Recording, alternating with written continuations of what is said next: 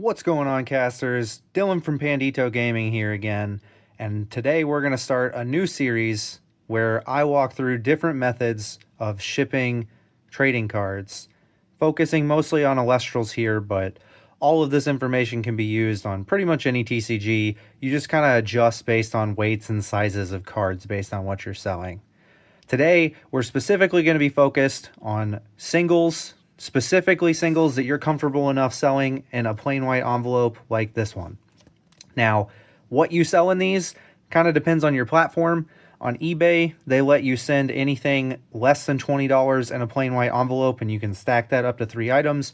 On TCG Player, their rule is if it's at least $50, you have to ship it with tracking. Generally speaking, I kind of like the $50 rule from TCG Player, but it's really kind of flexible based on what you're interested in selling, what kind of risk you have. A question I get a lot around shipping is, hey, plain white envelopes are dangerous. They get lost all the time. Why do you even ship them like that? There's no insurance for it. And I will say I have shipped over 5,000 things through TCG Player and eBay combined using plain white envelopes. I have encountered issues on less than 40 of those shipments, and a lot of them were just proven as accurate. I don't think there's a lot of scams going on around that. I think it's a little overblown, and in my opinion, if you have a 0.5% to 1% loss on these, it's kind of negligible. It costs a lot more to ship things with tracking than just using the regular envelopes. So in my opinion, I use plain white envelopes for any order that's under $50 pretty consistently.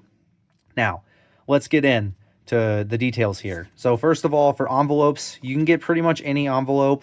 I use just a standard, I think it's like a 8.25 by 4 inches. I like to get the self-sealing ones just because licking that many envelopes can be really annoying. Sometimes people don't like the way that this kind of sits. You can always just use tape to add on top of it to seal it better if you don't like the original seal. As far as it goes to the cards, now I've got a few cards here to use as an example.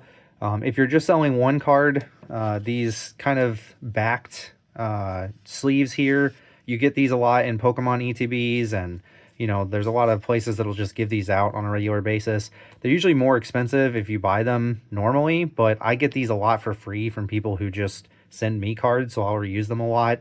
I don't recommend stacking more than 1 or 2 cards in here. You see the fit is pretty snug, and the backs of these are sometimes a little scratchy. They're good to send a single card, but I generally will not stack multiple cards inside of it. If you're just shipping 2 cards, normally my strategy for that is to face them back to back. Take just a normal penny sleeve and just slide them in there, and that always works pretty comfortably.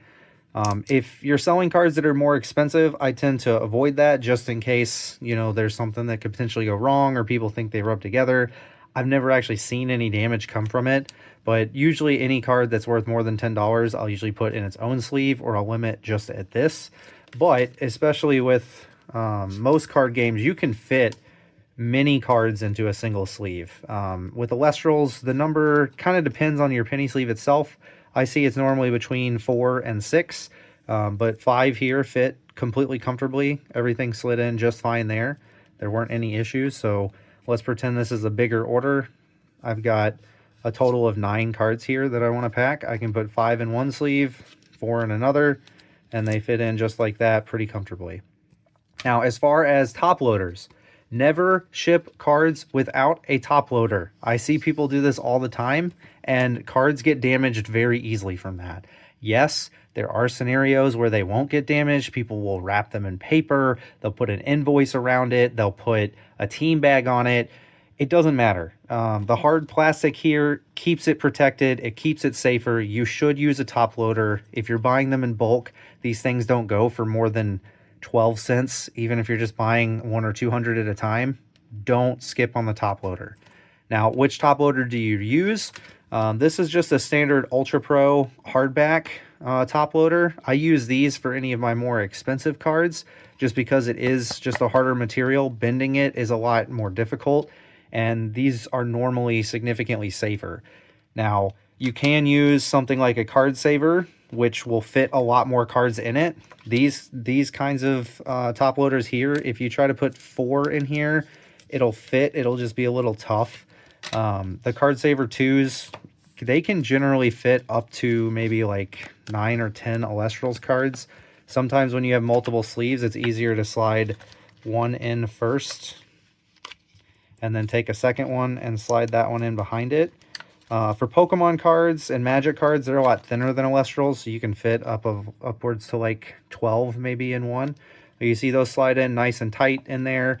They're not going to move. Even if you like shake it and hit it, the cards are not budging at all in here, which is kind of nice. It just kind of depends. If you want a bigger, heftier one where you're not like pushing down on the cards, you can use Voltex and just kind of space it out before you put the cards in. But, you know, whichever one fits better with you, they're all roughly the same price. It's not a big deal. Now, the next step that I use, again, it's up to you, dealer's choice. You can use painter's tape. This is crafting tape that I got off of Amazon. I got 16 of these little wheels here for $10, and I would say each one of these lasts me 200 to 300 orders. You can buy painter's tape or masking tape. It's just more expensive. These are just a little bit smaller, so you just take some amount. For the more cards you have, you want a bigger piece so that it wraps around. If you're only putting one card in, you don't have to do it all the way. So you just kind of tape this across the top. This prevents, if somehow it does break loose, it'll prevent it from jumping out and falling out in some way. Like I said, it's really hard for these to move, but this is just an extra measure of protection. And then you can either use more crafting tape, you can use masking tape, or Scotch tape is what I would normally use on the outside. You just roll it into a backside and you just stick it on. That way when you put it into the envelope, it's not going to move. That stops it from flying out the sides, especially when you put more cards in here. I have had situations where people showed me the envelope and the side was just blown out because it got shaken in a way that the card just hit the edge and it just knocked it open. That's normally why I'll do that. It also prevents the card from moving around too much, so it doesn't try to jump out of the top loader.